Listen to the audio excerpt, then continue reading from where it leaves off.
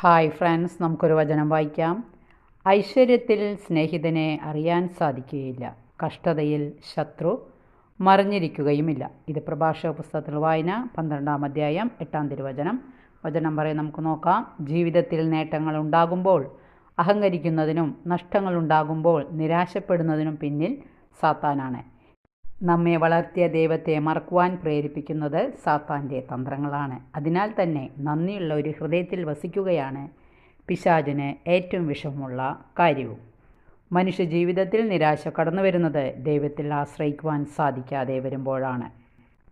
ദൈവത്തിൽ ആശ്രയിക്കുവാൻ നമുക്ക് സാധിക്കാതെ വരുന്നത് ദുഃഖങ്ങളും പ്രതിസന്ധികളും ഉള്ളതുകൊണ്ടല്ല, മറിച്ച് നമ്മുടെ ഉള്ളിൽ അഹങ്കാരം ഉള്ളതുകൊണ്ടാണ്. നമ്മുടെ ഉള്ളിൽ തലയുയർത്തുന്ന സാത്താൻ്റെ സ്വഭാവങ്ങളെ നാം തിരിച്ചറിയുകയും ഫലപ്രദമായി അവയെ അതിജീവിക്കുകയും ചെയ്യണം. വചനമനുസരിച്ച് ജീവിക്കാനായിട്ട് ശ്രമിക്കാം. താങ്ക്